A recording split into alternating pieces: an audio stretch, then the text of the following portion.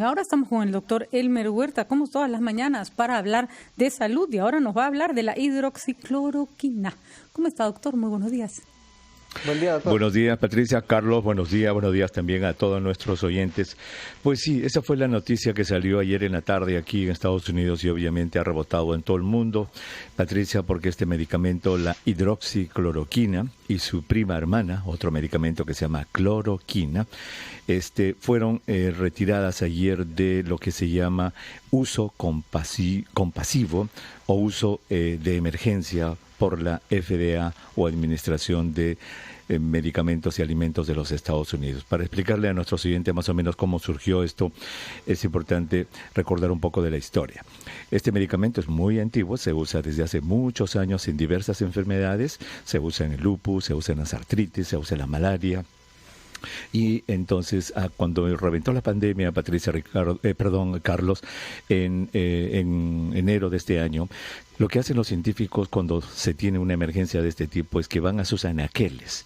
Y en los anaqueles, ¿verdad? Lo estoy diciendo en sentido figurado, donde tienen todas las sustancias químicas, medicinas que existen en el mundo, empiezan a probar una por una, para ver cuál de las que están allí guardadas podría tener alguna actividad contra el virus.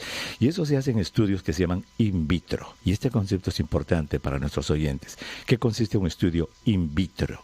Es que se sacan células aisladas que son susceptibles a este nuevo coronavirus, luego se saca la sustancia química en estudio y luego el virus. Entonces se enfrenta el virus con la célula. Y normalmente el virus entra a la célula. Para eso se ha hecho el experimento. Y entonces dicen, a ver, pongamos un poquito de esta sustancia. ¿Entra el virus a la célula? Y se dieron con la sorpresa de que la hidroxicloroquina, mira, no dejaba entrar mucho el virus a las células. Y dijeron, mira, publicaron, hidroxicloroquina parece que funciona contra este virus en un estudio in vitro.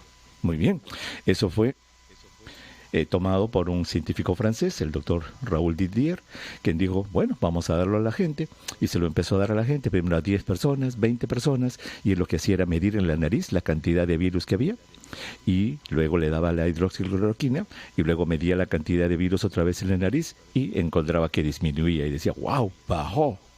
Y aumentó su número, y la personalidad de este doctor es muy exuberante, y dijo, ya encontré la cura contra el coronavirus. Soberbia, y es la hidroxicloroquina. Soberbia, diríamos, doctor Huerta.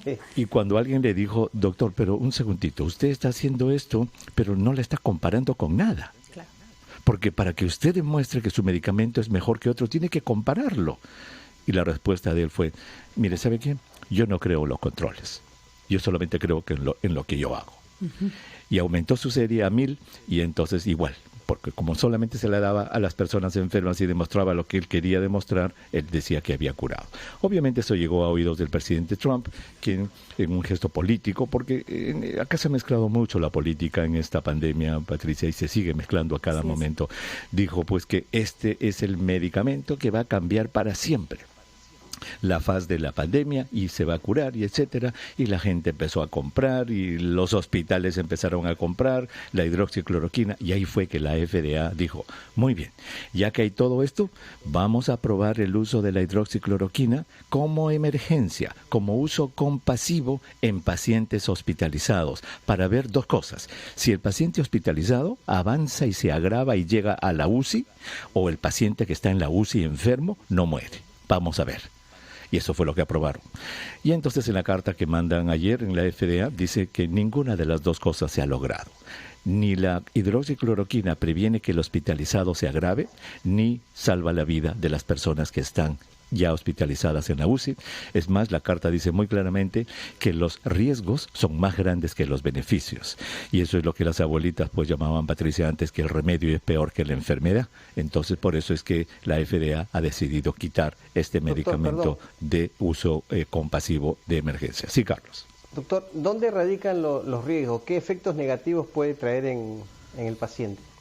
Provoca el tipo de arritmia cardíaca más grave que hay, Carlos, que se llama fibrilación ventricular, que significa que el ventrículo de tu corazón empieza a latir tan desordenadamente que produce un paro cardíaco. Doctor, rapidito, yo soy un poco mal pensada, pero a veces se promocionan de algunos medicamentos de manera irresponsable como cura de algunas cosas para favorecer a laboratorios. ¿Se sospecha en algún momento que este médico podría haber hecho tal cosa?